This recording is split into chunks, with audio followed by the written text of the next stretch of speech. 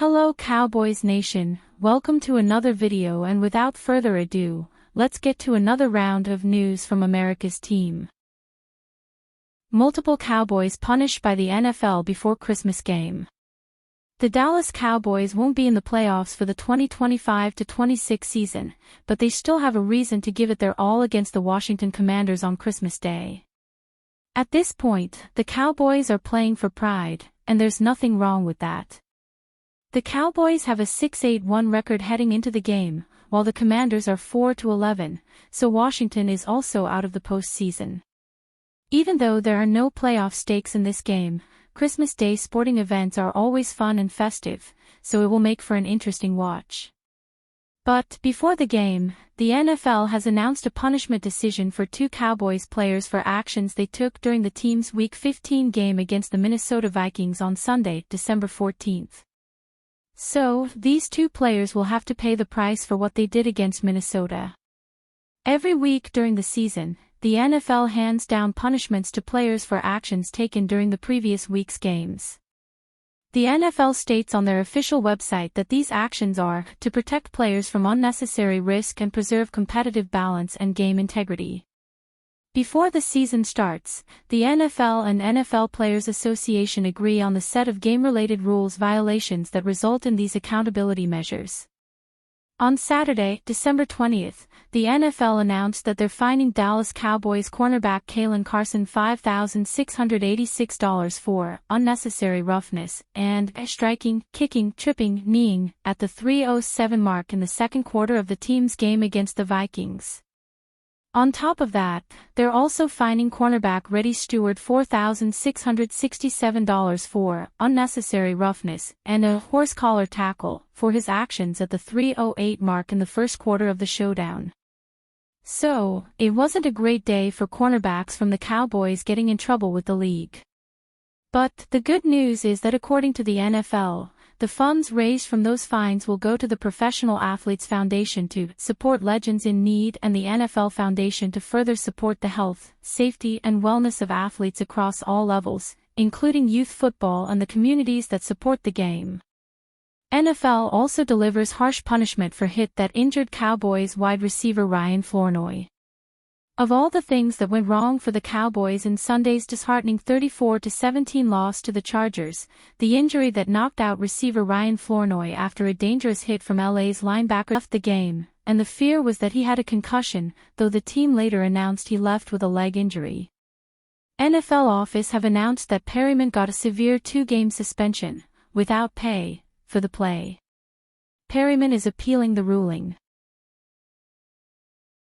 3 Cowboys who won't return in 2026 now that playoff dreams are crushed.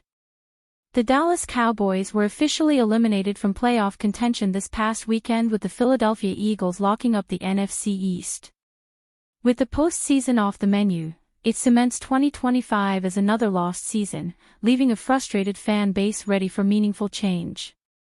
The Cowboys wasted a great season from quarterback Dak Prescott, sending owner, General Manager Jerry Jones back to the drawing board yet again. For the Cowboys, the frustrating results clearly spelled the end for several key contributors who need to find a new landing spot. Starting with a defensive leader who didn't live up to expectations and simply wasn't able to find any answers.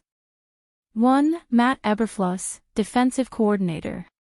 The Dallas Cowboys defense has given up 30.3 points per game, 31st, heading into Week 17 this season. Add in the fact that the secondary has been among the league's worst, while the pass rush has managed only 29 sacks, 24th.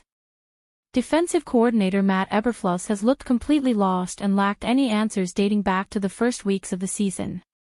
The veteran coach was given the benefit of the doubt and every chance to show even marginal improvement. Instead, the defense remained a liability, and Eberflus made it clear the Cowboys simply cannot afford to continue to accept his failure. All the Dallas defense needed to do was be mediocre, and this was a playoff team built around 2-star receivers and a great season from Prescott. Eberflus deserves a heavy level of blame and shouldn't be given a second chance. If the Cowboys are serious about turning the corner, it is past time for the two sides to part ways, even if it means starting the 2026 season with a fourth DC in as many years. 2. Jalen Tolbert, wide receiver. The biggest question when it comes to the 2026 receiver room is whether or not George Pickens will be re-signed after a breakout season. What is less of a mystery is the future of Jalen Tolbert, who struggled to take advantage of his situation. With Pickens and CeeDee Lamb on the field, he's always going to be matched up against the defense's weaker coverage options. Still, Tolbert hasn't capitalized on that spot, offering only 172 yards and a lone touchdown on 14 catches in 11 games. Not only has Tolbert failed to take advantage of this chance, but he was surpassed in receptions by both Ryan Flournoy and Cavonte Turpin. Flournoy was especially impactful and made a great case that he is more than capable of being the third receiving option for Dallas, tallying 2 100-yard performances this season. For comparison, Tolbert has yet to achieve that feat. This leaves Tolbert clearly on his way out and the Cowboys with zero motivation to bring back an underperforming player. It is a frustrating ending to a player who once appeared to have a clear path to becoming a key depth contributor. 3. Dante Fowler Jr., defensive end. Dallas brought back Dante Fowler Jr. in hopes of breathing life into a pass rush that was down Micah Parsons and now lacked an elite edge rusher. While Fowler wasn't expected to perfectly fill this void, the defender was supposed to be a far more consistent contributor. Instead, he's only picked up 3 sacks thus far and hasn't been anything close to the hoped for impact. According to Pro Football Focus, he also has just 30 pressures across 235 pass rush opportunities. The fact that only 10% of those opportunities resulted in a sack is disappointing, given that the number was at 22% last season. Every veteran who is a free agent should be allowed to walk, with one notable exception. The way that this defense played demands that the Cowboys start fresh outside of their star players.